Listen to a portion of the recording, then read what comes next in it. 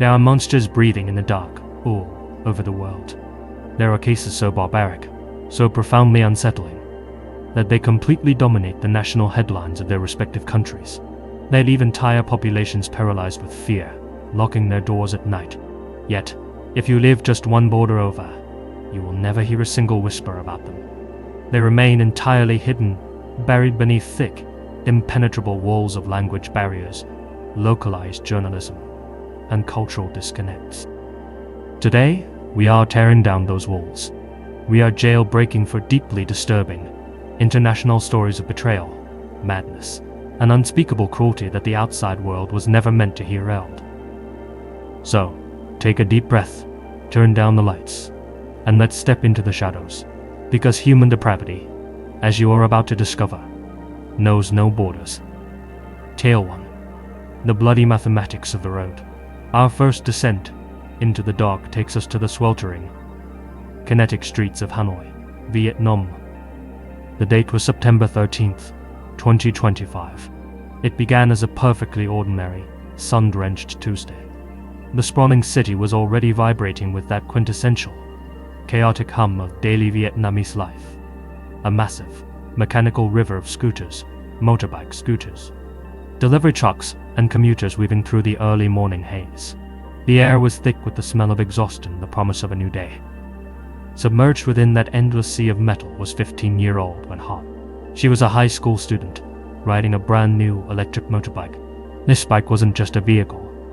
It was a physical manifestation of her family's desperate hope. The Hanes were not a wealthy family. They were working class, a household that had sacrificed, scraped, and ultimately borrowed money they couldn't afford to lose, just to buy this one gift for their daughter. To them, the crippling debt was entirely worth the burden. Han had recently achieved the impossible. She had been accepted into her absolute dream school. The electric motorbike was the key to her future, ensuring she could safely navigate the long, chaotic journey to receive a high-quality education every single day. The family had celebrated the purchase, genuinely believing that the hardest chapters of their lives were closing, and that a bright, luminous future was finally unfolding. Han was a fiercely devoted girl. She was known among her peers as someone who carried the weight of her family's struggles with quiet grace. She helped around their cramped house, practically raised her younger sibling, and never, ever asked for anything frivolous. She had confessed to her close friends that her ultimate goal in life was simply to graduate, find a lucrative job, and pull her parents out of poverty. She never got the chance. Han didn't even survive to see her second week of classes. At approximately 9 a.m., the morning sun beating down on the asphalt, Han was riding beneath the towering shadow of the Van Diem Bridge. Then the unthinkable happened. A massive, hulking concrete mixer veered too close to her lane. The heavy, unyielding steel of the truck violently clipped Han's fragile arm. The sheer kinetic force of the impact launched the young girl and her electric back across the unforgiving road. They went skidding violently across the rough pavement in a tangle of sparking metal and screaming tires. Now, up until this exact fraction of a second, this was a tragedy. A horrific, heartbreaking traffic accident. The kind of terrible event that happens every day in major metropolitan areas around the world. But what happened in the next few seconds elevated this event from a tragic accident to an act of pure, demonic barbarism. The truck slammed on its heavy air brakes. The driver, a 51-year-old man named Din Van Long, checked his massive side mirrors. He looked down at the road. He saw the crumpled, bleeding form of the 15-year-old girl lying dangerously close to the massive wheels of his vehicle. He saw her chest rising and falling. He realized that when Han was still alive. And then Din Van Long made a choice. He took his foot off the brake. He shifted the heavy gears, and he pressed the accelerator. The concrete mixer lurched forward with a deafening roar. Long intentionally drove the colossal weight of his truck directly over the young girl, trapping her beneath the crushing, grinding undercarriage, and dragging her fragile body mercilessly along the boiling asphalt. The eyewitness accounts from the scene are the stuff of waking nightmares. Bystanders, paralyzed by shock, watched in absolute horror as the teenager was practically torn into by the friction and the unimaginable weight of the industrial machine. The street echoed with the sounds of crunching metal and pure, unadulterated horror. Desperate locals finally swarmed the vehicle, screaming at the driver, dragging what was left of Han out from beneath the blood-stained tires. They raced her mutilated body to the nearby Buckeye Hospital, but the catastrophic trauma was too severe. Within a few agonizing hours, the bright, hopeful 15-year-old girl was pronounced dead. That same evening, as the sun set over a city that had just lost one of its brightest stars, Din Van Long quietly walked through the front doors of the Phu Sen police station. He approached the front desk, his face a mask of total indifference, and he turned himself in. When investigators sat him down in the sterile interrogation room, they expected tears. They expected frantic apologies, or claims that he hadn't seen her in his blind spot, or that his brakes had suffered a catastrophic failure. Instead, Long looked them dead in the eye and confessed the terrifying truth. He admitted that after the initial collision, he knew she was alive, and he made the conscious, deliberate decision to drag her beneath his wheels. Why? To ensure that she died. His reasoning was so spectacularly cold, so devoid of human empathy, that the veteran police officers thought he was suffering from a psychotic break. Long patiently explained the math to them. In Vietnam, if Han had survived the crash with catastrophic, lifelong injuries, he, the driver, would be legally obligated to pay for her immediate medical treatments, her physical therapy, and her lifelong care. It would ruin him financially. But if she died, the law dictated he would only owe her grieving family a single, fixed, one-time compensation payment. The officers immediately demanded a full toxicology screen, convinced this monster had to be vibrating on amphetamines or drowning in alcohol to make such a vile calculation. But the results came back completely clean. Din Van Long was entirely sober. His mind was sharp. He had executed a 15-year-old girl based on a simple, psychopathic cost-benefit analysis. What is truly terrifying is that Long's logic did not exist in a vacuum. If you delve deep into Vietnamese trucker forums and transport message boards, you will find whispers of a terrifying, open secret. It is a grim, shadowy phenomenon known as the underground law of the road. It is a dark folklore shared over bitter coffees at roadside petrol stations. The truckers whisper that a survivor is a curse, bringing endless hospital bills, public shame, and financial ruin. A fatality, however, brings a single payout and horrificacy, often results in nothing more than a simple traffic citation rather than a homicide charge. For years, it was dismissed as a morbid urban legend. But cases exactly like when Hans proved that the monsters are real, and they are behind the wheel. There have been several documented crashes in the past where victims were deliberately dragged to their deaths to save a few dollars, and the perpetrators walked away with little more than a slap on the wrist. But this time, the public outrage is boiling over. A new precedent must be set. Din Van Long remains detained, locked in a concrete cell, awaiting trial on charges of premeditated, first-degree murder. If the prosecution secures a conviction, he is facing the absolute harshest penalty available under Vietnamese law: execution. When Han just wanted to help her parents. She just wanted to go to school and make them proud. But in the cold, dead eyes of the man who killed her, her life had a price tag, and it was a price he simply refused to pay. Tale 2. The Canvas and the Cage. Let's leave the sweltering heat of Vietnam and travel to the freezing, concrete expanse of Russia.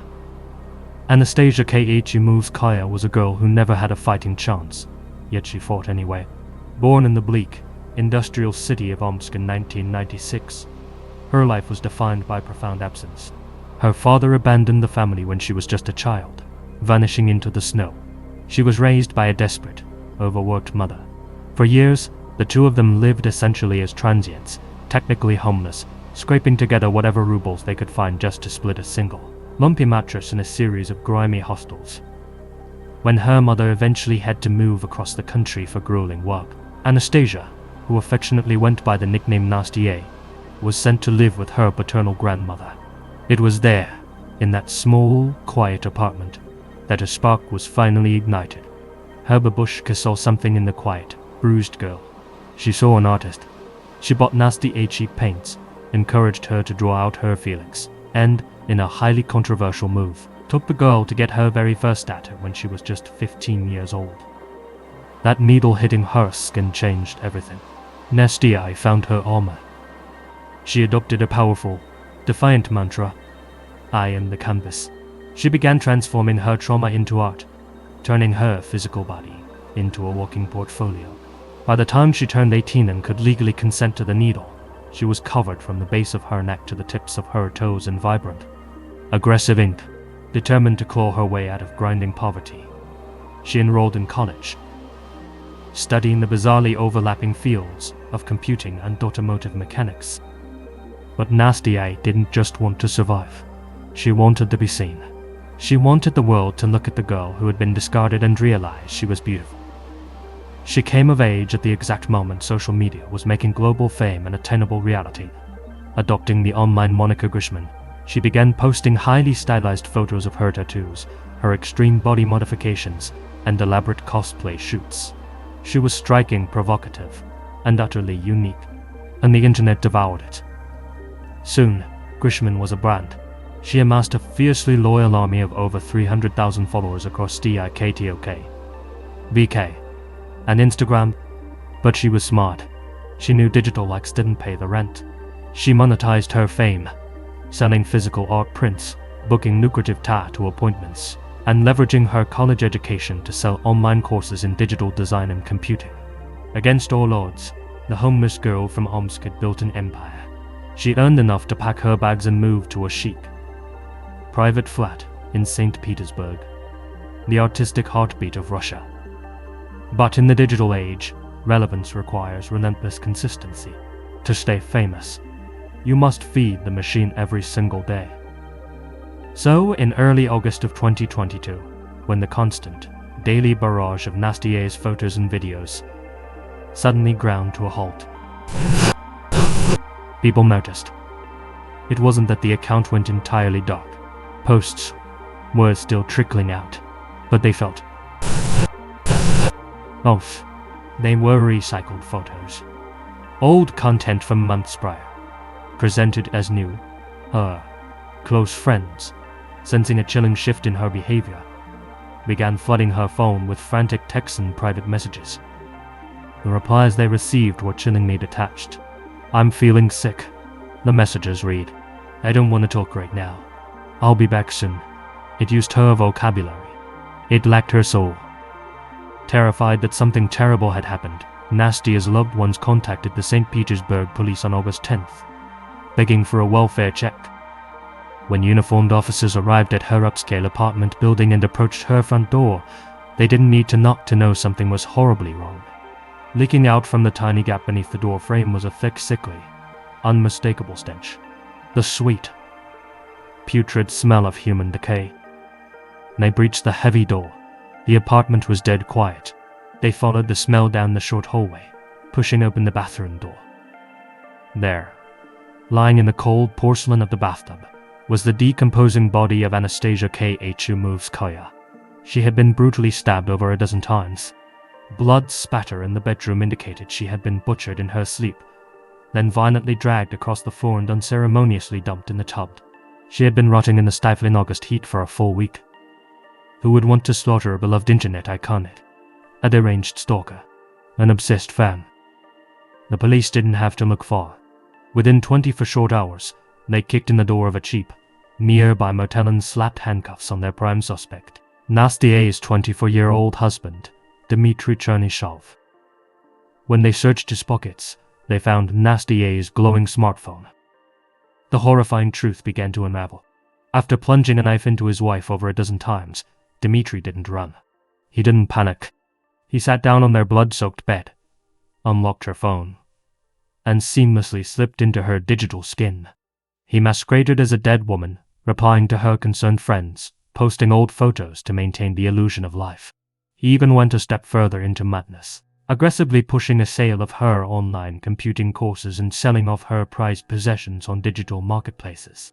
He was squeezing every last drop of revenue out of his wife's audience while her mutilated body rotted in the next room. He hadn't even tried to dispose of her. Instead, he had doused her corpse in expensive perfume and meticulously taped over the apartment's vents and plumbing pipes to mask the smell of decomposition. buying himself time.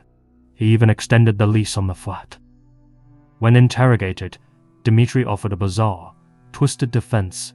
He claimed Nasty A had begged him to kill her, that it was a dark, twisted mercy killing. Prosecutors, however, saw right through the lies.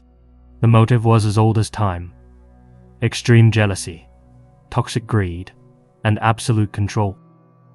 You see, before Dmitry met Nasty A, he made his living in the seedy underbelly of the adult content world, starring in explicit home movies with his ex-partners. When he was introduced to the rising beautiful star Anastasia by his then-girlfriend Margarita, he saw a goldmine. He aggressively courted Nasty A behind Margarita's back, showering her with gifts, feigning a shared love of cars, and worming his way into her life. Once they were married, Dmitry anointed himself as her manager. Soon, Nasty A was starring in his adult films, generating massive income that he controlled. Her friends watched in horror as the vibrant, independent artist became a recluse. Dmitry isolated her, trapping her in the apartment, forcing her to produce more and more hardcore content. The warning signs had been broadcast on national television. Months before her murder, Nasty A appeared alongside her estranged mother on a trashy, Jerry Springer-style Russian talk show. Her mother wept, claiming Nasty A was being coerced into the adult industry, bringing deep dishonor to their bloodline. Midway through that very broadcast, Dmitry's ex-girlfriend, Margarita, walked onto the stage. Trembling, Margarita looked into the cameras and described how Dmitry had systematically beaten, strangled, and financially exploited her. Dmitry sat just a few feet away, laughing it off. Tragically, Nasty A stood by her husband, claiming he had never laid a hand on her, dismissing Margarita's stares as bad acting. Margarita wasn't acting. She was handing Nasty A a roadmap of her own impending death. Following the TV appearance, Dmitry quit working entirely, living like a parasite off Nasty A's earnings. Neighbors reported hearing terrifying thuds and screaming matches echoing through the apartment walls. Dmitry was beating her, just as he had beaten Margarita. Finally, Nasty A found the courage to break the chains. Dmitry moved out. Nasty A began quietly seeing a fellow TIK toker named Kirill, and according to deep dives into Russian forums, Nasty A was preparing to execute her ultimate escape plan. She was moving to South Korea to open her own tattoo studio. It was a brilliant plan. Dmitry couldn't follow her. His prior criminal convictions for theft and evading mandatory military service meant Russian law eagerly barred him from ever crossing the border. He was losing his wife. More importantly, he was losing his cash cow. On that fateful August night, Dmitry arrived at her flat in a blind, jealous rage. He saw the packed boxes and suitcases scattered across the living room floor. Nasty A was leaving. Prosecutors argued that Dmitry's sociopathic mind made a simple calculation. If I can't have her money, nobody will. He butchered her in her bed. The very first thing he did after wiping the blood from his hands was pick up her phone and text Kirill, pretending to be Nasty A, cruelly stating she never wanted to see him again. In 2024, the Franz-Sky District Court found Dmitry guilty of murder. His sentence: 8 years. 8 years in a remote, freezing penal colony known as Polar Wolf. Yes, the conditions there are nightmarish, plunging sub-zero temperatures and endless, suffocating darkness. But to the outside world, 8 years for the calculated slaughter and posthumous exploitation of a human being is a sickening slap on the wrist. In Russia, heavy sentences are rarely handed out for domestic murder. Those are reserved for crimes against the state. In a final, stomach-churning indignity, the daytime talk show returned to her a special episode sensationalizing her brutal death.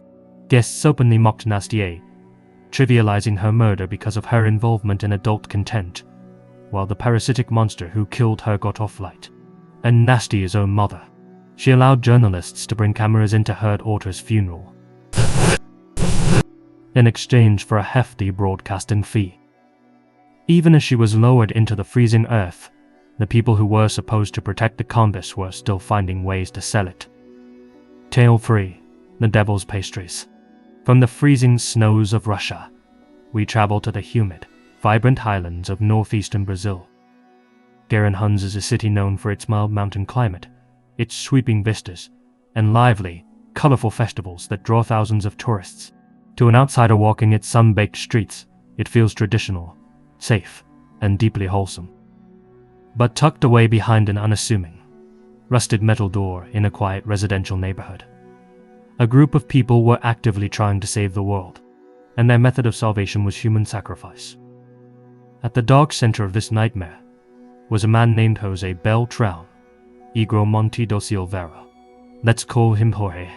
Jorge was a failed philosophy student and a martial arts instructor who dragged a chilling, violent past behind him like a shadow. In his youth, he had reportedly murdered a 17-year-old boy, but walked free due to botched evidence.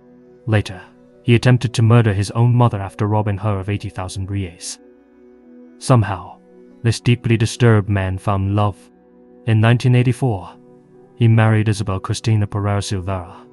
Their wedding reception was a modest affair, violently interrupted when Jorge, in a fit of inexplicable rage, pulled a large hunting knife and threatened to slaughter every single guest in attendance. Astonishingly, the couple managed to live a relatively quiet, normal life for 2 years after that. But in 1996, the darkness expanded. Jorge met a 16-year-old girl named Bruna Cristina Oliveira da Silva. He brought her home. Together, Jorge, Isabel, and Bruna formed a twisted, polyamorous love triangle, living together in the cramped house. But this wasn't just an unconventional family. It was an apocalyptic cult. A cult with a membership of 3, built entirely upon Jorge's terrifying, schizophrenic delusions.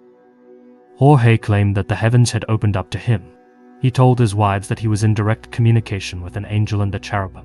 These divine beings had given him a sacred, bloody mandate. He was chosen to purify the world, to protect the earth from the twin sins of overpopulation and moral decay. The ritual of purification was highly specific. Jorge decreed that they must sacrifice for human victims. Each victim would represent one of the 4 natural elements: air, earth, water, and fire. Furthermore, the ritual demanded that the cult consume the flesh of the wicked. Once the 4 sacrifices were devoured, a metaphysical portal to paradise would tear open, allowing the 3 of them to ascend to a higher, god-like plane of existence. The most terrifying part of this delusion, Isabel and Brune, I believed every single word. They formally named their little murder club the Cartel. They hunted their first victim in 2008. Her name was Jessica Camila dos Silva Pereira. She was just 17 years old, completely homeless, and desperately trying to keep her 1-year-old infant daughter alive on the dangerous streets. The cartel approached her with warm smiles and open arms. They played the role of the Good Samaritans, inviting the starving teenage mother into their home under the false pretense of offering her a steady job as a nanny. The moment Jessica stepped through the threshold, the trap snapped shut. She was brutally struck over the head with a heavy object, instantly rendering her unconscious. Jorge, Isabel, and Bruna grabbed the teenage mother by her limbs and dragged her limp body into the cramped, tiled bathroom. With surgical precision, they severed her jugular vein, holding her over the drain as they bled her out like a livestock. Once the life had drained from her, the purification began. Jessica was meticulously skinned, dismembered, and portioned out. Her flesh was seasoned heavily with salt and cumin, packed into plastic containers, and stored casually in the family refrigerator. The trio would later testify in court, with chillingly calm voices, that they cooked and baked Jessica's flesh over the next few weeks as a religious sacrament. But the horror plunges even deeper. Jessica's 1-year-old baby was sitting in the next room while her mother was butchered. The cartel decided not to kill the child. Instead, they fed the infant a meal prepared from the meat of her own murdered mother. They decided to keep the baby, raising her within the walls of their slaughterhouse as their own flesh and blood. For years, they lived quietly.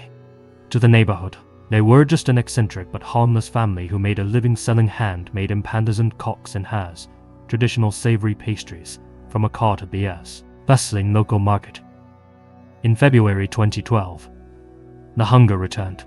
They lured in a 31-year-old woman named Giselle. They bludgeoned her, bled her in the bathroom, and cannibalized her. Just a few weeks later, in mid-March, they struck again, luring 20-year-old Alexandra to the house. She met the exact same gruesome fate. They had secured the elements of air, earth, and water. They only needed fire to open the portal. They had already selected their fourth target. But the neighborhood was waking up. People living next door began complaining about a putrid, metallic smell of decay wafting from the property, poorly masked by the overwhelming, constant burning of cheap incense. They noticed the small child who lived there, who never seemed to go to school, looking pale and terrified. The true unraveling began when Gisella's frantic family reported her missing. Eyewitnesses recalled seeing the young woman walking into the cartel's house. A few days later, security cameras at local retail shops captured Jorge and his wives casually using the dead woman's stolen credit cards to buy groceries.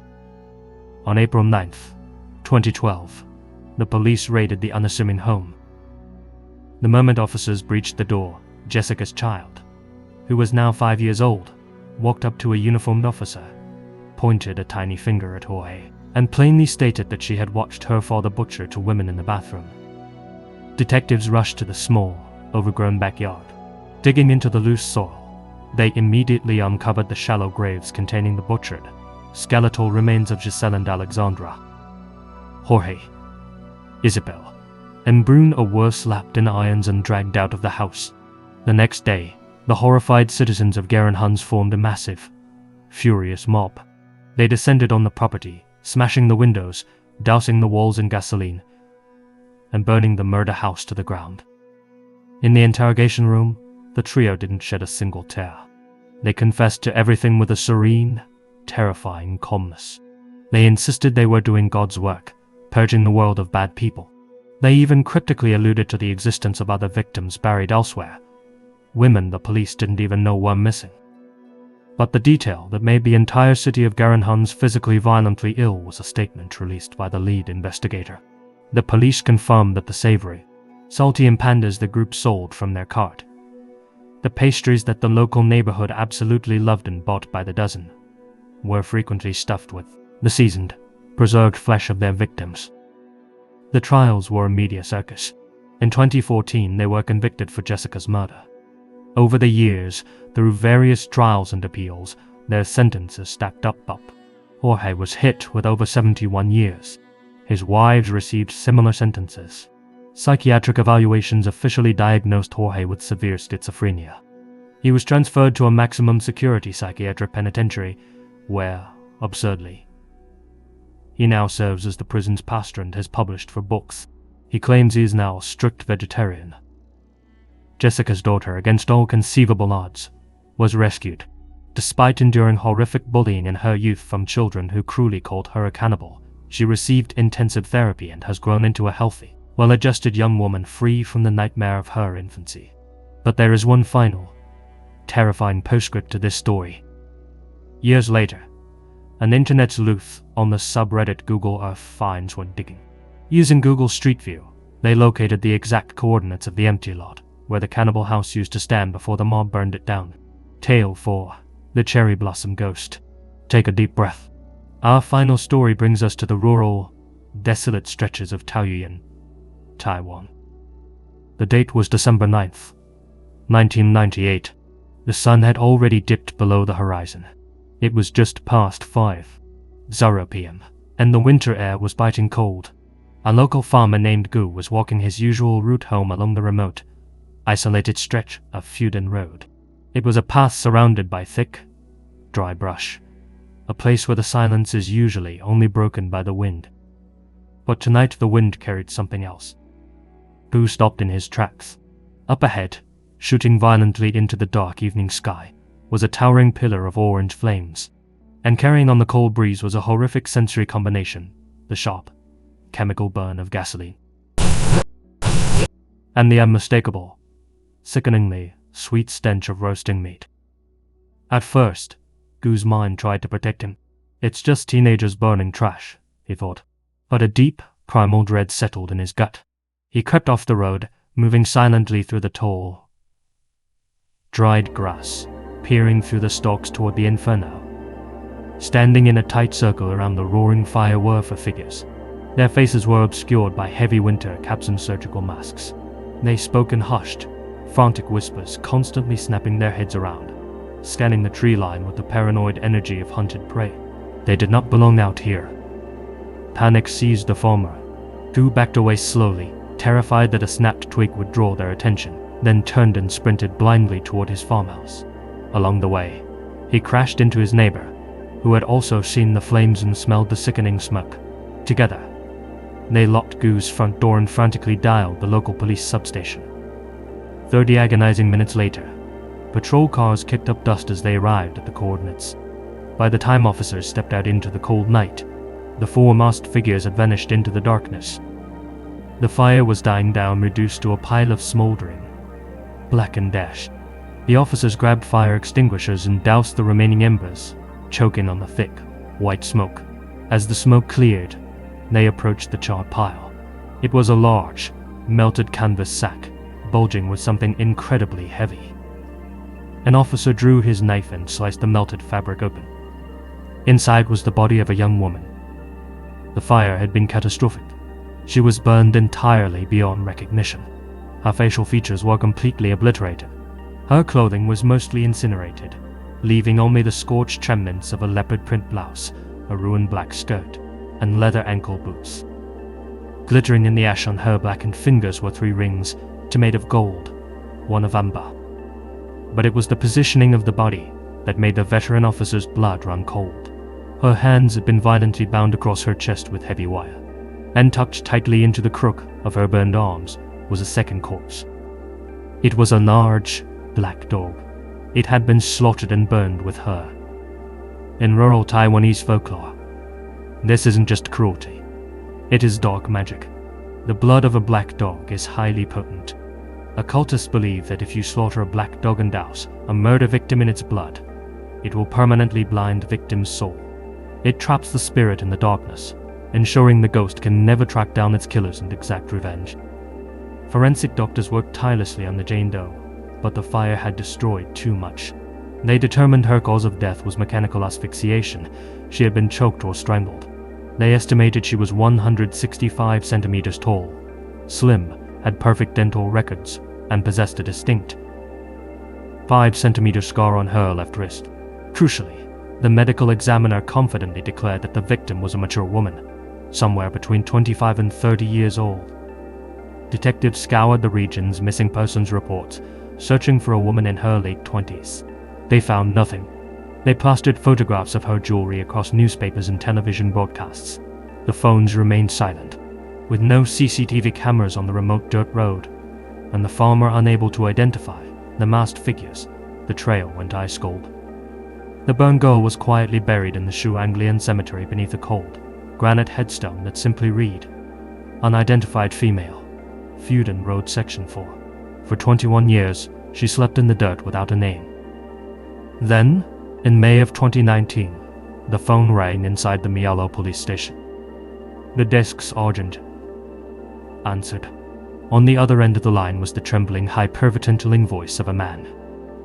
"I can't take it anymore," the man sobbed. "She's been haunting me every single night for half a year. I have to tell you the truth about the burning on Feuden Road." The caller identified himself as a man named Yi Hao. He told the stunned operator that the police had been wrong for 2 decades. The woman in the grave wasn't 30 years old. She was a 17-year-old girl named Xiao. She was half Taiwanese, half Japanese, and she had worked at a seedy betel nut shop on Zhonghan Road. How did he know this? Because back in December 1998, when he was just a 15-year-old boy, Yi Hao had accidentally stumbled into the back room of that shop. He saw the owners, a man named Little Pan and his girlfriend Kai, along with 2 friends, Changbi Ei and a girl named Baby, and he saw what they were doing to Zhaoan. He saw them torturing her. He had been too terrified of the gang to speak up back then. So why was he calling now, 21 years later? 6 months prior, Yi Hao had randomly bumped into Baby at a local bar. They shared a few drinks. Feeling nostalgic and morbidly curious, Yi Hao leaned in and asked, "Hey, whatever happened to that girl you guys had tied up in the back room back in the 90s?" Baby took a sip of her drink, looked at him with dead, empty eyes, and calmly replied, "Oh, she was burned." From that exact night forward, Yi Hao's life became a living hell. Every time he closed his eyes, he suffered horrific night terrors. He saw the charred, faceless corpse of Xiao Wen crawling on top of him in his bed, pressing her burning, ash-covered hands against his chest, screaming into his face, demanding to know why he had abandoned her to the flames. The black dog's blood had failed. The ghost was awake. Detectives were stunned, but skeptical. The forensic doctor from 1998 had been absolutely adamant that the victim was near 30. Could a medical professional have made a 13-year miscalculation? They dug into the archives. To their absolute shock, they discovered a missing persons report filed on December 25, 1998. A heartbroken father had reported his 17-year-old daughter missing. Her name was Lin Mo. Her friends called her Xiao Wen. Her backstory was tragic. After emigrating from Japan, Xiao Wen struggled with the language barrier in Taiwan. Isolated, lonely, and failing in school, she sought validation in the neon-lit nightlife, drinking with older men. Her father, furious and desperate, admitted to physically striking her to try and keep her in line. It backfired. Xiao Wen ran away from home in 1996, moving north, but she always called her Ad once a week.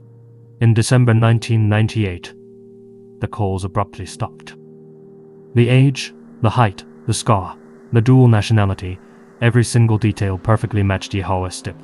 The case had stalled for 2 decades entirely because the medical examiner had confidently reported the wrong age. Embarrassed but energized, detectives rushed to compare the DNA evidence collected from the crime seen in 1998 against Xiao Wen's elderly fatherly father. But disaster struck. The evidence room logs showed that the 1998 DNA sample boxes had been legally incinerated years ago to save space. Undeterred, the detectives secured an exhumation order to dig up the Jane's grave and pull DNA directly from her bones. But when they arrived at the Shuanglian cemetery, they found a nightmare. The cemetery had been completely redeveloped. Headstones had been moved. The 2 groundskeepers who buried her had died years ago. Nobody knew where her coffin was buried. The case was dying a second time. Without physical DNA evidence, a lawyer would tear Yihao's ghost story apart in court. But then, a miracle.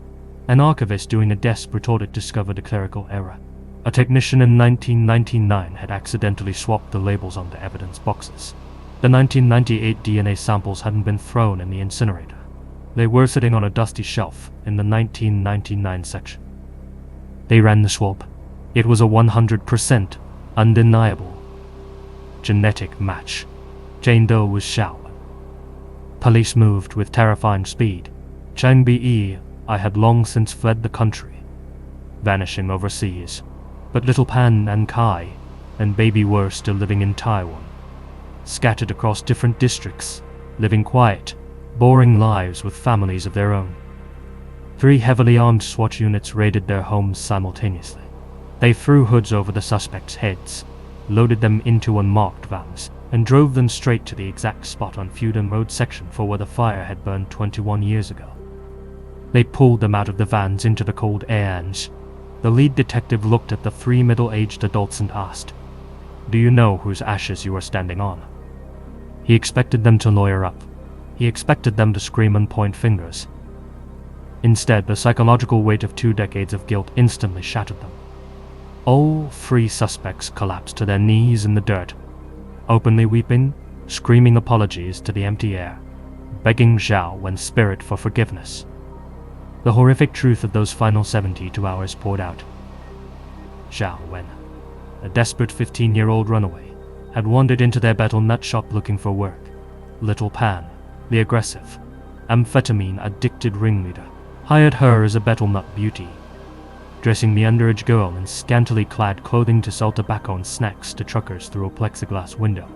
Because of her striking mixed race features, the sleazy clientele obsessed over her, nicknaming her the Cherry Blossom Girl. For a brief, fleeting moment, Xiao Wen thought she had found a family. She grew incredibly close to Kai, laughing, gossiping, sharing meals. But toxic environments breed toxic paranoia, and Kai became violently jealous. Suspecting Xiao Wen was sleeping with her friend, Chan Be. Aye. The younger girl, baby, also harbored a vicious jealousy of the Cherry Blossom Girl's popularity. They cornered Xiao Wen, beat her relentlessly, and shaved her head in an act of profound humiliation. Xiao Wen, terrified and bruised, called her father, begging for money to buy a wig to hide her shame. Her father, not understanding the danger she was in, screamed at her for associating with street trash and slammed the phone down. If he had known the truth, he would have driven through walls to get to her. Days later, little Pan was tweaking heavily on amphetamines. He was counting the cash register and realized money was missing. Someone was skimming. Baby, the actual thief, immediately pointed her finger at the battered Xiao Wen. She stole it to buy jewelry. Baby lied. Pan's drug-fueled rage exploded. He dragged the 17-year-old girl up the stairs to a small, windowless storage room above the shop. He bound her wrists with wire and locked the heavy door.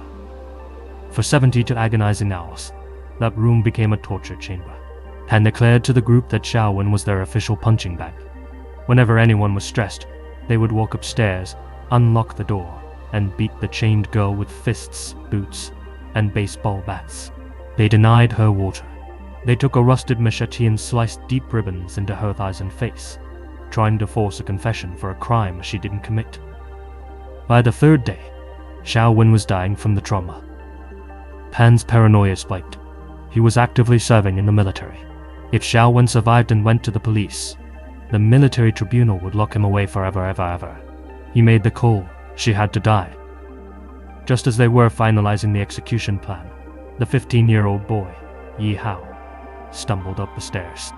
The gang surrounded him, shoved a weapon into his hand, and forced him to strike the dying girl, making him a blood accomplice. Yi Hao hit her once, dropped the weapon, and ran for his life, remaining silent for 21 years until the ghosts came for him. Once the boy was gone, the killers moved in. And Kai took thin sheets of joss paper, spirit money burned for the dead, soaked them in a bowl of water, and plastered them tightly over Xiao Wen's bruised face, suffocating her. As the girl violently convulsed, fighting for her last breath of air, Chang Bi, I held her kicking legs down. Little Pan stepped up behind her. He wrapped a thick, wet towel around her throat, slid a wooden stick into the knot, and twisted it like a tourniquet. He twisted with all his strength until the heavy crack of her cervical spine snapping echoed off the concrete walls. Baby stood by the door, watching the girl die, knowing she was the one who had actually stolen the cash. Panicking, they sought the advice of a local occult mystic known only as Hua. It was the mystic who told them to slaughter the black dog, douse the bodies in gasoline, and burn them on the dirt road to blind the spirit. They executed the ritual, dissolved the shop, and scattered into the wind. 21 years later, they stood in a courtroom. The trial began a mere 45 days before the legal statute of limitations for murder would have expired, letting them walk free forever. Despite their tears on the dirt road, once the lawyers got involved, the killers pled not guilty, viciously turning on one another, each claiming they only watched the others do the killing. The judge initially threw the book at them, handing down life sentences, but the Taiwanese appellate courts intervened. They ruled that because the killers had been young, impulsive, and reformable at the time of the brutal 72-hour torture and execution, the sentences should be drastically reduced. Little Pan and then Kai were given a paltry 14.5 years. Baby, the one who started the lie, got 14 years and 2 months. Xiao Wen's father received nothing but ash in his mouth. His civil claims for damages were entirely rejected by the state. Because the cemetery had been paved over, his daughter's physical remains weren't ever recovered, denying him the basic human right of giving his child a proper burial. He spent his final years giving heartbroken interviews to the media, entirely consumed by guilt, stating that if he had just listened to her cries for a wig, she would still be breathing. He passed away in 2023, carrying that immense, heavy sorrow into the grave. It is a staggering reality. The killers walked free for 2 decades because of a doctor's typo. They were only caught because a man was driven to the brink of insanity by night terrors. And after all of that, the justice system offered them a discount on murder. Xiao Wen's ghost finally reclaimed her name, But as the cell doors lock on sentences that are far too short, one has to wonder if her spirit is truly resting in peace, or if she is still waiting in the dark, demanding the justice she was promised. Welcome, listeners. Settle in. Turn the lights down low. Today, we are peering into the abyss of human cruelty and the unsettling fragility of our everyday lives.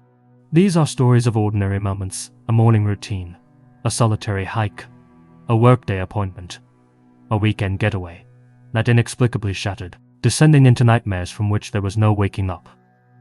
Story 1. The Necklace of Terror. We begin in the quiet, emerald expanse of rural Colombia. The year is 2000.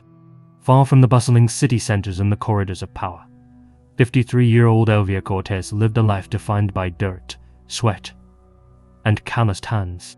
She was not a politician. She was not a wealthy socialite. She and her husband, Salomon, were farmers. They coaxed a modest living from the earth near the municipality of Kaiku in Quora. Their days were measured by the rising sun, the feeding of animals, and the slow, steady cultivation of their land. Every single peso they earned went towards surviving and securing an education for their children. There were no vaults of gold hidden on their property. There were no secret fortunes. And that absolute absence of wealth is precisely what makes the unimaginable horror that descended upon them feel so brutally, agonizingly senseless. Imagine the pitch-black quiet of 4:00 am on May 15th. The morning mist still clung to the ground.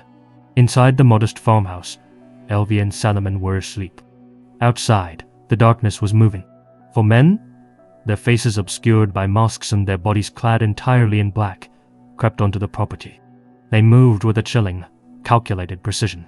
First, they severed the power lines, plunging the home into a suffocating, disconnected darkness. Next, they approached the family dog. To ensure their ambush remained an absolute secret, they poisoned the animal, silencing the only alarm the Cortez family had. Then they waited. They lingered in the shadows right by the front door. They knew Elvia's routine. They knew that, at 5:00 am like clockwork, this hard-working mother would step out into the freezing pre-dawn air to milk the cows. The lock clicked. The wooden door swung open. In a terrifying explosion of violence, the 4 phantoms burst across the threshold. They violently seized Elvia, shoving her back into the pitch-black house and marching her directly into the bedroom where Salomon was just waking to the nightmare. The intruders moved swiftly, binding the couple's hands and gagging their mouths. The demand they barked into the darkness was as terrifying as it was absurd. Where is the money? Where are the hidden savings? Through her sheer terror, Elvia, alongside her husband, desperately tried to make them understand the truth. There was no money. They were poor. They were simple farmers. Frustration boiled over within the masked men.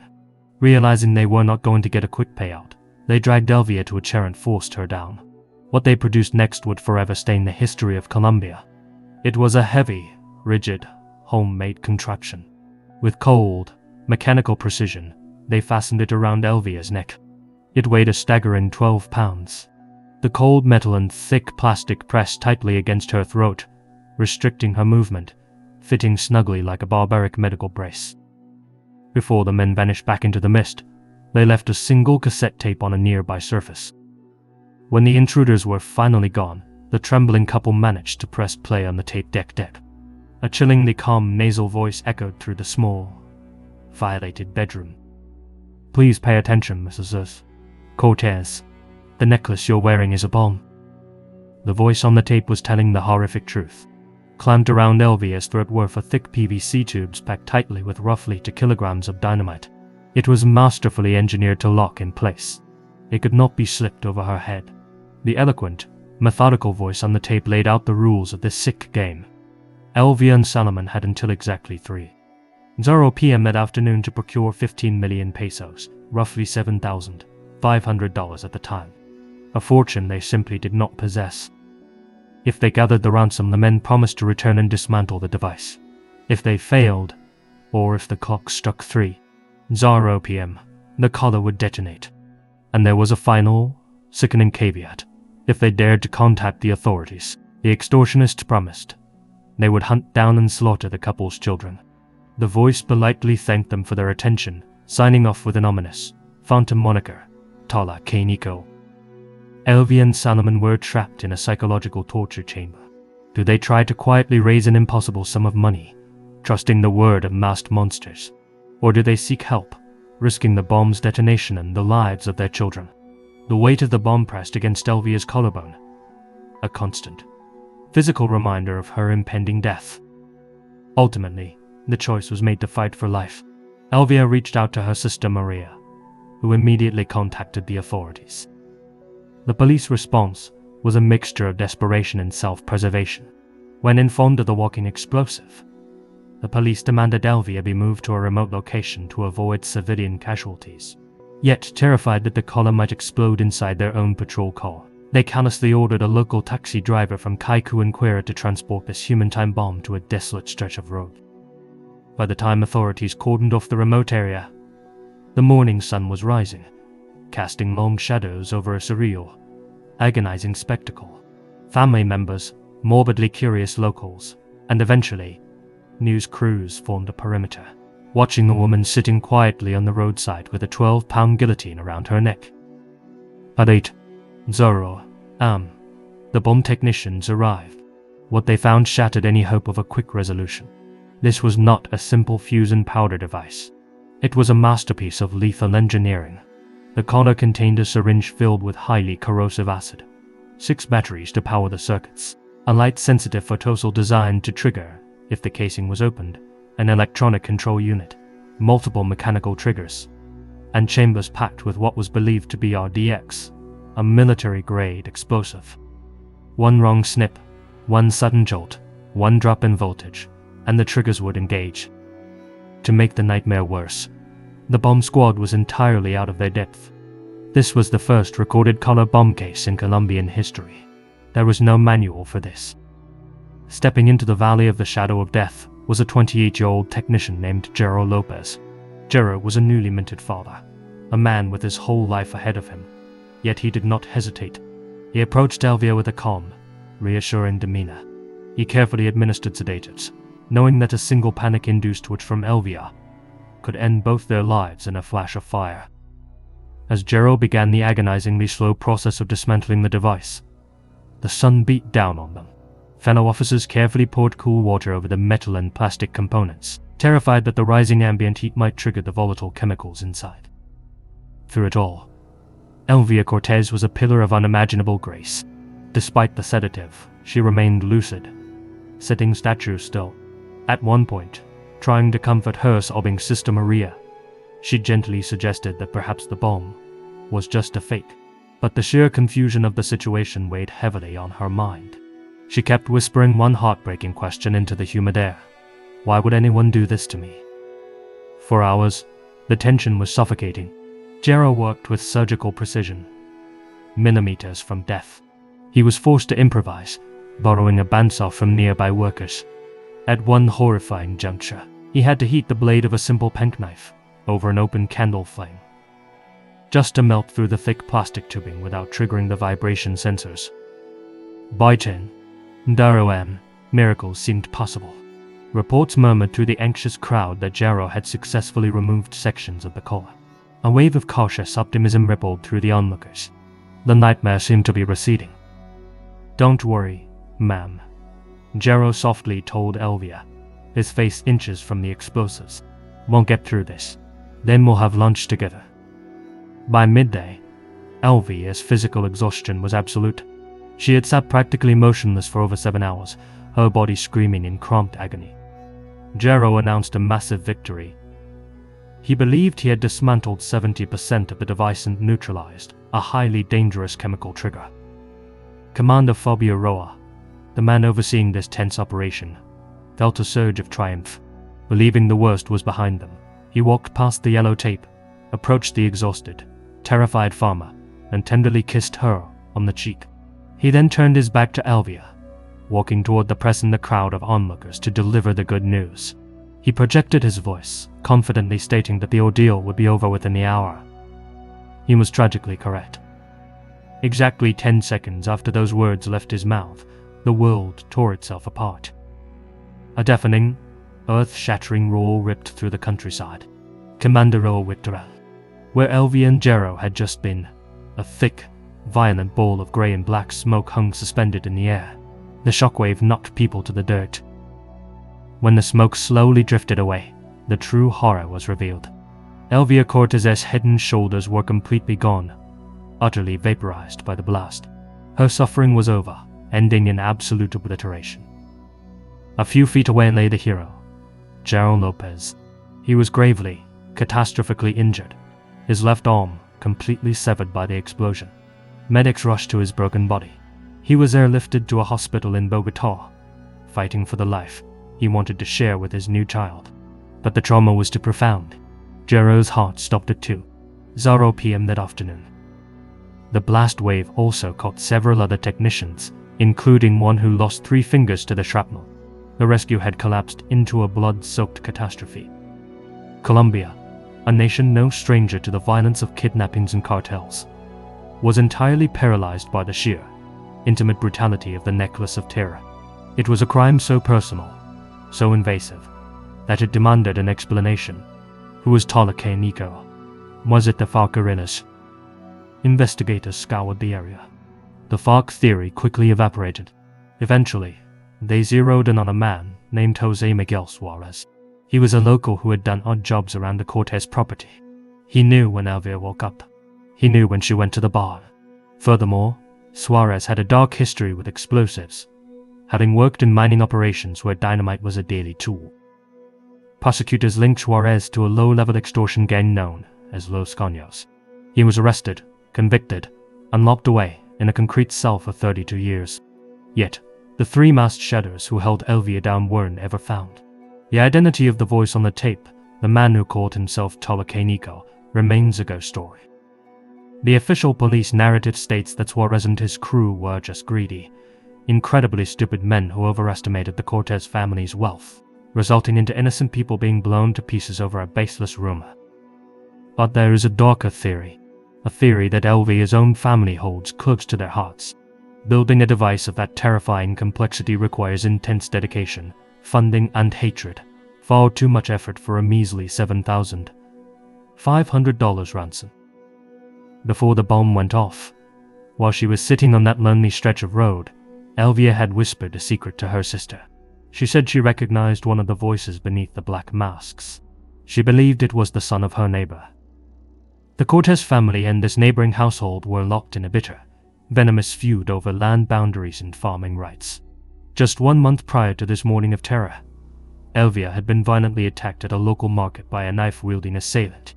Her family is convinced that the explosive color was not an extortion gone wrong. The ransom tape, the impossible demands, the sophisticated bomb, it was all a sadistic theatrical production designed to disguise the true motive. Pure, unadulterated revenge. To this day, that theory remains an unconfirmed echo in the Colombian mountains, leaving the true depths of the malice surrounding Elvia Cortez's death forever unresolved. Story 2. The Phantom of the Waterfall. We leave the humid air of South America and travel to the cool, shadowy peaks of western Gunma Prefecture, Japan. Nestled deep within an ancient forest lies Kirazumi Onsen. At the dawn of the 20th century, this was a vibrant summer retreat, alive with the laughter of tourists seeking refuge from the city heat in its therapeutic mineral springs. But by the 1970s, the crowds had thinned. The grand hotels faded, leaving behind a much quieter, profoundly isolated mountain resort, a place of dense bamboo thickets, winding dirt trails, and the constant, rushing sound of river water. It was to this secluded sanctuary that 24-year-old Kako and Ohana traveled in August of 1972. Kako was a bright, cheerful office worker from the nearby city of Izusaki. This was supposed to be a family trip, a bonding experience with her mother and younger brother. But fate intervened. At the last minute, her family had to cancel. Refusing to let a good booking go to waste, Kako made the fateful decision to venture into the mountains alone. On August 12th, she arrived at Kaindakan, a rustic, traditional Japanese ryokan. She checked in, her bright smile leaving a lasting impression on the staff. She spent that first, peaceful day soaking in the steaming hot springs, never leaving the safety of the inn. But the morning of August 13th brought a change of plans. After a quiet breakfast, Kako looked out at the brilliant blue sky. She had a bus ticket booked to take her back down the mountain. But the sun was shining, the air was crisp, and she felt adventurous. She decided she would hike down the mountain trail instead. The woman running the inn tried to gently warn her. The trek down into the town would take at least 4 grueling hours, and the weather forecast predicted a sweltering, oppressive high of 32 degrees Celsius, nearly 90 degrees Fahrenheit. But Kako was young, determined, and in good spirits.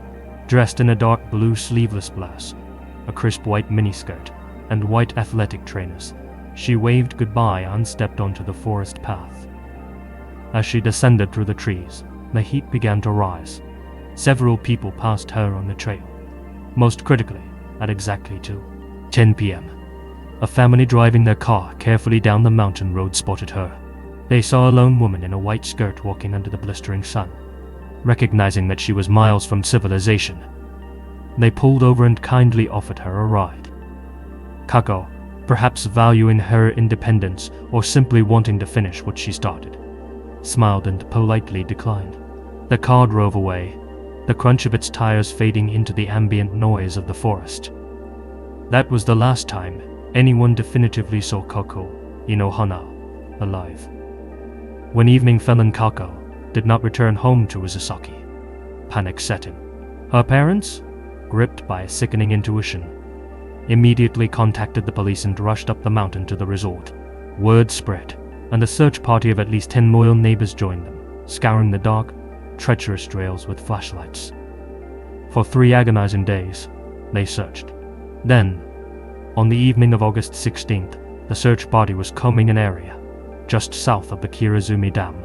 Keiko's father was walking through the dense underbrush when he spotted it, a decaying, rickety, 2-room wooden cabin sitting entirely abandoned in the woods. Drawn by a horrible, magnetic dread, he approached the structure. He walked around to the rear window and peered through the grind-streaked glass. There, lying motionless on the dusty wooden floorboards, was a young woman. It was his daughter. The scene the police walked into was a portrait of absolute savagery. The stifling summer heat had accelerated the grim work of nature. The cabin was thick with the droning sound of swarming flies, and Kako's body was already partially decomposed. The subsequent autopsy revealed a terrifying struggle. Kako had been stabbed 24 times. A forensic pathologist noted something deeply disturbing. 3 of those stab wounds were inflicted more than 30 minutes after she had already bled to death. The killer had lingered in that sweltering cabin, brutalizing her lifeless body. Her hands and forearms were sliced to ribbons, defensive wounds proving she had fought her attacker with everything she had. Deep lacerations on her back painted a tragic picture of her final moments. She had tried to turn and run, only to be struck down from behind. Investigators determined the murder happened between the bedroom at her husband, 30 and 3:0 p.m. Less than 1 hour after she smiled and turned down a ride to safety, she was fighting for her life in an abandoned shack. The detectives realized immediately that they were hunting a highly organized, careful predator. Arterial blood spatter on the walls told a specific story. The killer had ambushed and murdered Kako in the front entrance of the cabin. Then he had carefully dragged her bleeding body into the hidden second room, deliberately ensuring she wouldn't be seen by anyone casually glancing through the front door. Medical examiners analyzed the wounds and concluded that the maniac had likely utilized 2 entirely different blades during the frenzied attack, a tactical survival knife and a heavy, brutal meat cleaver. Law enforcement scoured the forest floor, dredged the nearby rivers, and turned over every stone. But neither weapon was ever found. The killer vanished like smoke, leaving behind only one solitary, haunting clue. A single bloody glove print smeared against the cabin wall. Inside the cabin, hidden away by the killer, police found 43 of Keiko's personal items. Her bag, her clothes, her travel guide. But the most crucial piece of evidence was her camera. It had been strangely, carefully placed inside her upturned hat. When investigators took the film to be developed, a chill ran down their spines. The roll contained 5 photographs taken on the last day of Keiko's life. The first 2 were innocent enough, taken around 10. They showed Kako smiling happily in front of the Riken's wooden water wheel, snapped by a part-time staff member as she checked out. The next photos shifted the investigation into a bizarre, psychological territory. They were taken much further down the trail, near an area known as Shinobu Pond, standing beside a rushing waterfall. The police had no idea who was behind the lens for these shots. Hoping to identify the photographer, a local newspaper published just one of the waterfall photos, asking the public for help. Days later, the newspaper's phone rang. The caller identified himself only as Yoshida, claiming to be a 22-year-old repairman from Tokyo. He calmly explained that he and a friend had been fishing at Shinobu Pond at exactly 1:15 p.m. He claimed Kako had approached them, handing him her camera and asking for a photo. He said he was bad with cameras and initially refused, but Kako politely pushed him to just press the button. Yoshida claimed he snapped the shutter twice. The police were electrified. Because the newspaper had only published one photo, the caller's knowledge that 2 photos had been taken meant he had to be the real photographer. He was the last person to interact with Kako before the killer struck. Yoshida promised the reporters he would march straight to a police station to give a formal, sworn statement. He never showed up. When detectives rushed to track him down using the name, home address, and workplace he had provided over the phone, the trail turned to ice. Every single piece of information was a fabrication. Yoshida did not exist. The address was fake. The workplace had never heard of him. To this very day, the identity of the phantom fisherman who took those 2 photographs remains one of Japan's most unnerving mysteries. Was he just a bystander terrified of being implicated in a murder? Or was the man behind the lens the very monster who would butcher her an hour later?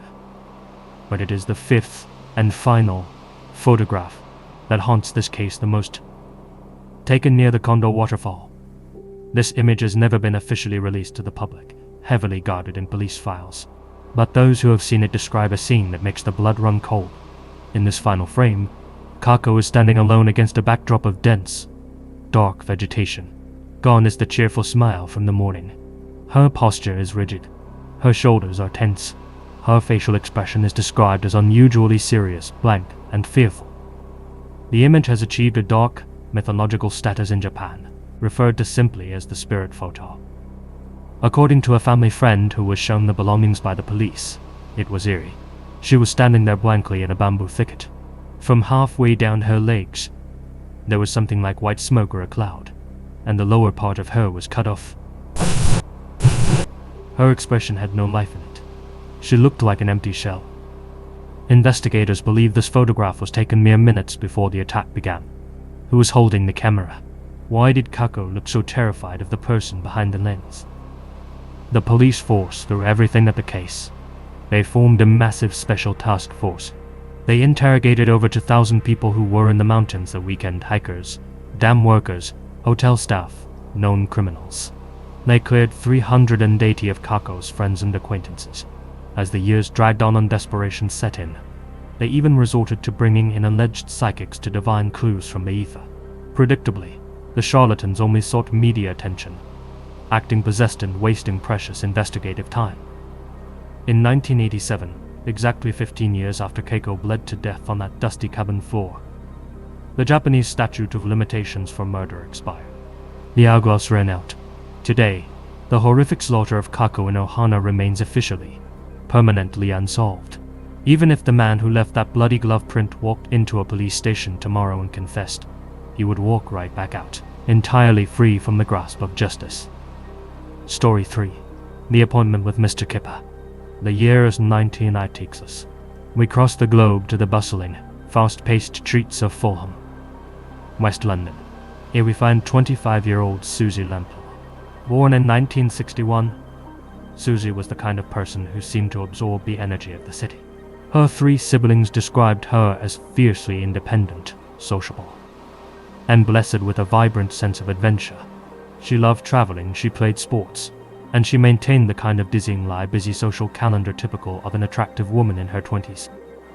She channeled that energy into her career as an estate agent for the firm Sturgis & Sons. On the morning of Monday, July 28th, Susie walked into her office just like any other day. She sat at her desk, sipping her coffee, and reviewed her diary. The ink on the page outlined a standard day of property viewings. But one entry stood out. At 12:45 p.m., She was scheduled to show a residential property at 37 Shore Olds Road. The prospective buyer had phoned in earlier to arrange the viewing. When asked for his name, the man had introduced himself simply as Mr. Kipper. In British slang, to be done up like a kipper means to be severely tricked, stitched up, or violently taken advantage of at it. It's a joke, a playful idiom. Susie and her colleagues likely chuckled at the absurd surname across their desks, writing it off as just another eccentric wanderer. They thought absolutely nothing of the dark, mocking irony hidden in that name. As midday approached, Susie grabbed her keys, exited the office, and climbed into her white Ford Fiesta. She drove through the London traffic towards Shore Olds Road. Witness statements stitched together a timeline of what happened next, a timeline that ends in a terrifying void. One neighbor reported seeing Susie arrive at the property just before the 12:45 p.m. appointment. Another neighbor, living directly next door, glanced out their window at 1:00 p.m. They saw Susie standing on the pavement outside the house, but she wasn't alone, and she wasn't happily showing her property. She was embroiled in a heated argument with a man. Based on the neighbor's detailed description, police later compiled a chilling identikit sketch. The man arguing with Susie was tall, somewhere between 25 and 30 years old, with dark hair slicked back tightly against his scalp. He was dressed immaculately, wearing a sharp, charcoal-colored suit. Another witness walking down the street also noticed the pair. He corroborated the description of the man in the suit, but added a bizarre, unsettling detail. The man was holding a bottle of champagne, heavily decorated with festive ribbons. Time ticked on. At roughly 2:45 p.m., a close friend of Susie S., Barbara Whitfield, was driving north along Fulham Palace Road. She spotted Susie S.'s white Ford Fiesta in the traffic. Barbara smiled and waved enthusiastically at her friend, but Susie didn't wave back. Susie S.'s head was turned. She was deeply engrossed in conversation with a man sitting in the passenger seat of her car. She never even saw Barbara.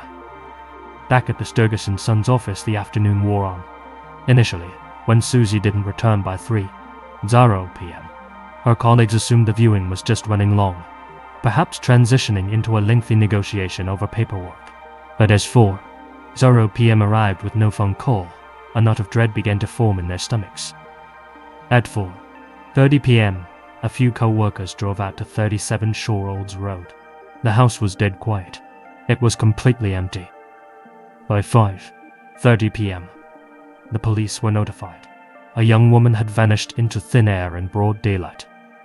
Later that evening, the police found the first piece of the puzzle, and it only deepened the dread.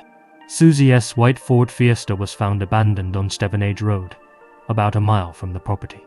The circumstances of the car were deeply alarming. The driver's side door was left entirely unlocked. The handbrake had not been engaged. Inside, Susie S.'s purse was resting on the seat, totally untouched.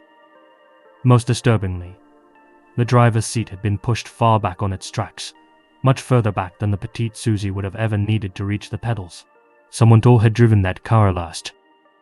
A final, haunting witness report came in. A man claimed he had been walking down Stevenage Road earlier that afternoon. He saw a dark-colored car speeding south. Inside that vehicle, he saw a young woman matching Susie's exact description. She was desperately honking the car's horn, her face contorted in an expression that the witness couldn't quite interpret. She was either laughing hysterically or screaming for her life. The police investigation exploded. They quickly and definitively ruled out Susie S.'s boyfriend and her male flatmate. They needed a stranger. They needed a predator. Eventually, the spotlight of suspicion fell intensely onto one man, a convicted, highly dangerous sex offender named John Cannon. The circumstantial evidence orbiting Cannon was staggering.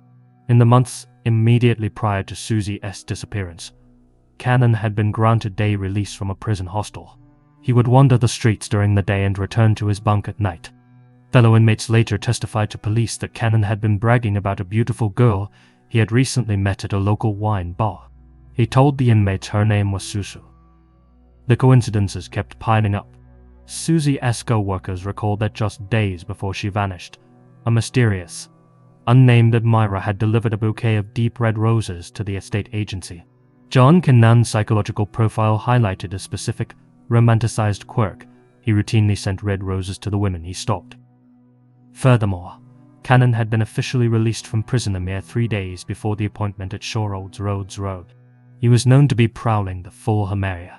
Because Susie was young and attractive, her manager purposefully positioned her desk right against the large glass storefront window to draw in foot traffic. A witness came forward claiming they saw a man bearing a striking resemblance to Cannon standing perfectly still on the pavement, peering intensely through that glass window at Susie on the very day she disappeared. And then came the most damning detail of all. Former prison acquaintances revealed to detectives that while serving time behind bars, John Cannon went by a specific, mocking nickname. They called him Kipper. Despite the overwhelming mountain of circumstantial anomalies, there was no body. There was no physical crime scene. There was no smoking gun. The police simply did not have the hard evidence required to charge him, and Cannon slipped through their fingers. He didn't stay quiet for long. In 1987, a year after Susie vanished into the ether, Cannon joined a video dating agency. He used a fake name, John Peterson. The profile video he recorded is a masterclass in psychopathic masking, sitting comfortably in a chair, projecting an aura of calm. He looks into the camera and speaks. Yes, I have a dislike of inflated egos. People who are, they look at me. I'm great type. I don't like that, right? I can't handle that sort of inner weakness. I just like normal, average people. When the off-camera interviewer asks him about his sense of humor, Cannon smirks slightly. I'm a little bit dry as regards humor. Yeah, that's mainly dry humor. To call his humor dry is the understatement of the century. It was twisted, sadistic, and utterly devoid of humanity. Because just weeks after filming that attempt to woo normal, average people, Cannon met a 29-year-old woman named Shirley Banks in Bristol. He abducted her, murdered her in cold blood, and dumped her naked remains in a remote, wooded trench in the Quantock Hills. The name of the location where he disposed of her body, a place known on local maps for centuries as Dead Woman's Ditch. He chose the site on purpose. It was a joke to him. The police finally caught up to him for Shirley's murder. When they raided his vehicle, a dark BMW, they found a chilling kidnapping kit, an imitation handgun and heavy steel handcuffs. They found Shirley's car hidden inside his garage. But it was the fake license plate attached to Shirley's car that sent a jolt of horror through the detectives who remembered the Fulham estate agent. The plate read SLP 300 Itexas seconds. Look at the letters and numbers. SLP, Susie Lamplugh. Itexas, the year she vanished. S, Susie.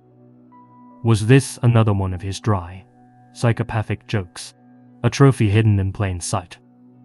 During interrogations, when detectives grilled Cannon about the origin of that specific license plate, Cannon leaned back and played games. He claimed he had purchased the car from a shadowy businessman.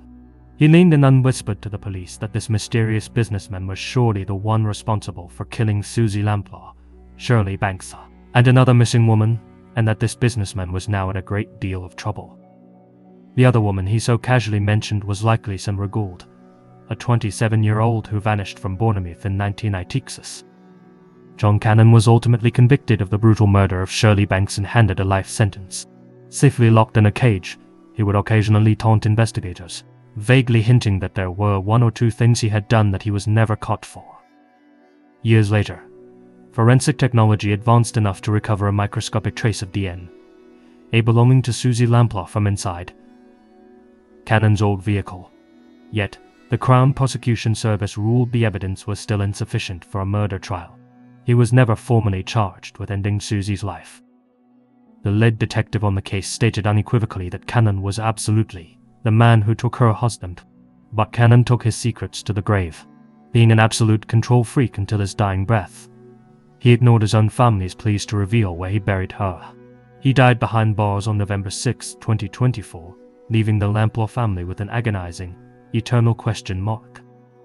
Nearly 40 years have passed. The earth has yet to yield Susie's remains. Her legacy, however, is monumental.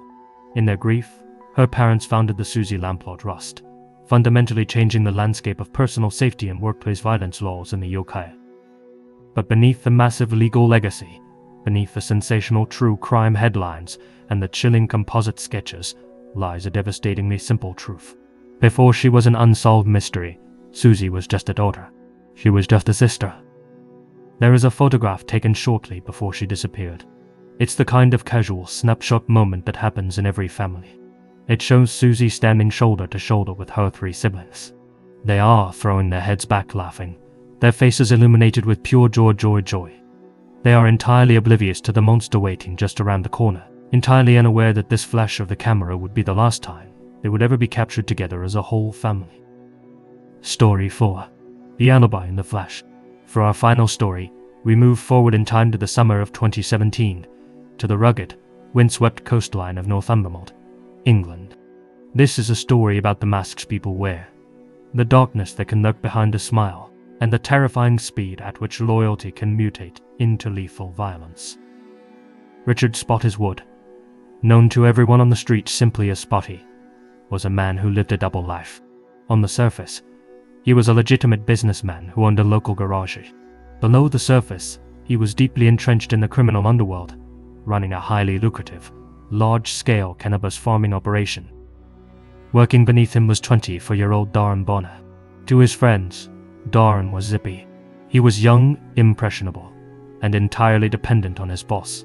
Richard paid Darren a pathetic £25 a day to work at the garage, allowing the young man to sleep in a cramped mobile home parked right outside the shop. However, Richard also slipped Darren extra cash under the table to act as a foot soldier, tending to the illegal, humid rooms of the cannabis farms. It was an unequal power dynamic disguised as a brotherhood. In early July, Richard and his girlfriend, Lucy Byrne, decided to take a weekend getaway to Cresswell Towers Caravan Park. The Northumberland coast offers a stark, beautiful isolation. It was supposed to be a romantic trip, but in a sudden, seemingly spontaneous move, Richard picked up his phone and invited Darren to tag along. From July 7th to July 9th, the trio settled into the rented caravan. If you looked at them through the window, you would see nothing but camaraderie.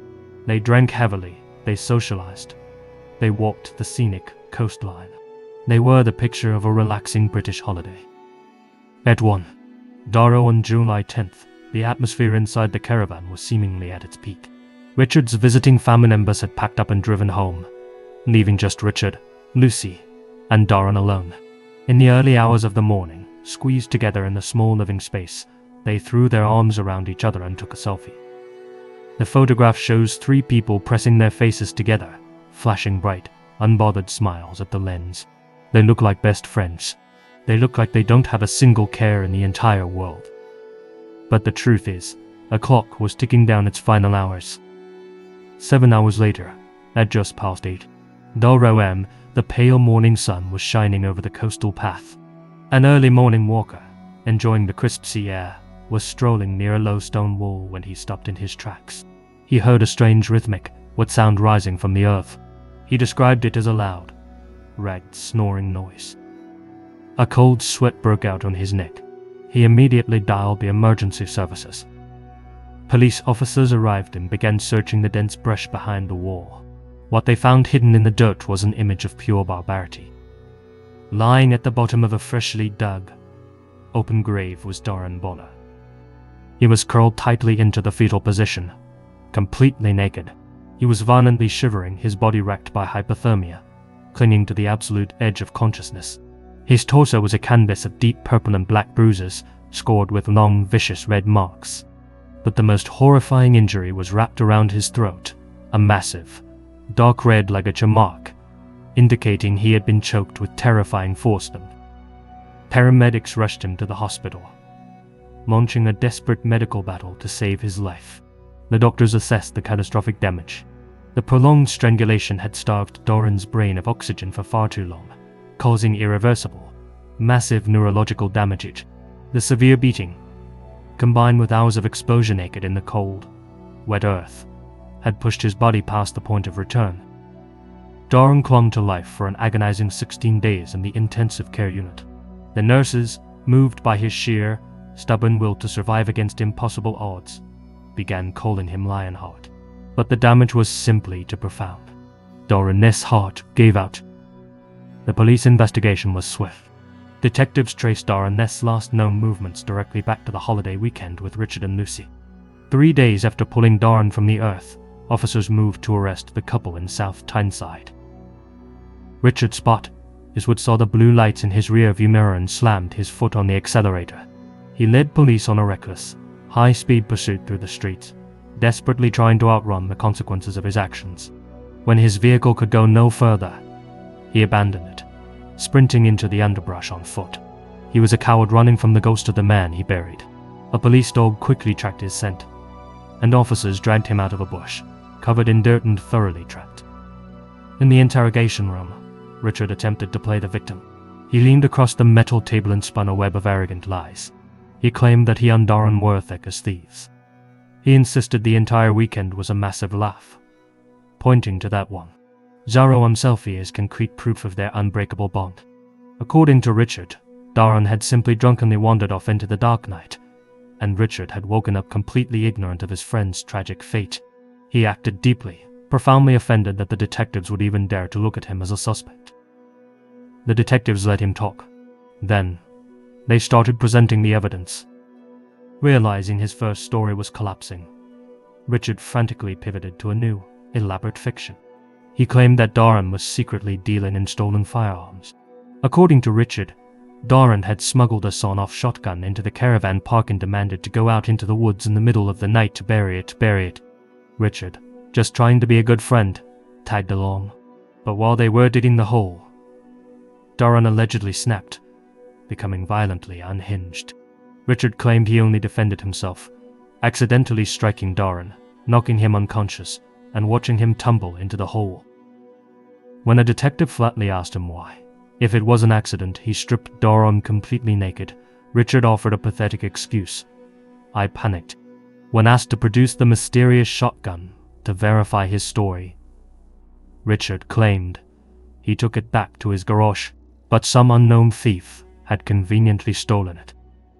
The police weren't buying a single word. They dropped an avalanche of forensic reality onto the table. They had extensive CCTV footage tracking Richard's van driving directly to and from the remote gravesite in the middle of the night. They had crime scene technicians who found terrifying signs of a massive, violent struggle inside the cramped caravan. They found Darren's discarded clothes, heavily stained, stuffed in the back of Richard's van. They found Darren's mobile phone, smashed to pieces. And as the final nail in the coffin, they found a receipt in Richard's possession for a heavy garden fork, the exact tool likely used to carve out the shallow grave. The prosecution painted a picture of absolute, cold-blooded betrayal. They argued that during the weekend, Richard's paranoia had reached a boiling point. He accused his young, underpaid employee of acting as a spy for a rival drug gang. Deciding to make a brutal example out of him, Richard waited until the dead of night. He attacked Darren in the caravan, placing the younger man into a suffocating headlock. He strangled him with such monstrous, sustained force that the delicate blood vessels in Darren's face and eyes physically burst. He didn't stop there. He dragged Darren out into the dark, took a heavy, rod-shaped weapon, and struck him across the back and torso at least 12 times, leaving those deep red marks the doctors found. Then he stripped him, dumped him into the earth, and left him to die in the cold. The girlfriend, Lucy Byrne, initially played the role of the oblivious partner, but facing a murder charge herself, she flipped. She took the stand for the prosecution. She testified that she had been jolted awake in the early hours of July 10th by a horrible row, a screaming, violent argument between the two men. She looked at the jury and stated that she had never seen her boyfriend look so evil. She claimed she did not witness the actual murder, but admitted that when they packed up and drove away the next morning, Richard was acting erratically. He absolutely refused to let her look into the rear compartment of the van. He pulled over near the stone wall, dragged a heavy, human-sized object into the bushes, and returned 10 minutes later, completely drenched in nervous sweat. Police harbored strong suspicions that Lucy knew exactly what was happening, perhaps even helping to conceal the crime. However, Proving she actively participated in the murder was too difficult. She was cleared of the murder charge and instead pleaded guilty to assisting an offender, serving a mere 30 months in a cell. Richard Spottiswoode was shown no such mercy. The jury saw through his lies, convicting him of murder and sending him to a concrete box, with a life sentence and a minimum term of 22 years. Legally, the prosecution couldn't definitively prove the murder was premeditated from the moment they arrived at the park. But when you look at the timeline, a chilling alternative narrative emerges. 3 days before he ended up in that shallow grave, Darren Bonner made a panicked phone call to his ex-girlfriend. His voice was shaking. "I've fallen out with Spotty," he told her. "He's gonna do me in." He knew Richard was going to kill him. Darren was literally packing his bags, preparing to flee the town. But later that exact same day, Richard pulled up in his van and offered him a ride to a holiday resort. Did Darren think he had successfully smoothed things over? Did he think the invitation was a peace offering? Or was he so deeply entangled in Richard's violent world that he felt he simply couldn't refuse the order to get in the car? Forensic archaeologists who examined the gravesite made a disturbing observation. The ground was hard and packed with roots. It would have taken a large, strong man like Richard at least an hour of exhausting labor to dig that hole. Yet, the CCTV footage of Richard's van moving around the park that night doesn't leave a wide enough time gap for him to have driven there. Dug the hole, dumped the body, and driven back. Unless the hole was already dug. What if Richard had driven out to the coastal wall earlier that day, or even the day before, to prepare the grave while Aaron was distracted? If that terrifying theory is true, it changes everything about that one. Zero selfie. It means that in the exact moment the camera flashed, as the three of them squeezed together, hugged, and smiled brightly for the lens, Richard Spottiswoode already knew exactly what he was going to do. He knew that the warm body pressing against his shoulder would soon be cold and buried in the dirt. If that's the case, the photograph isn't a tragic snapshot of a friendship suddenly gone wrong. It is a masterpiece of psychopathic theater. It is a murderer looking dead into the lens, using the final moments of his victim's life to manufacture an alibi.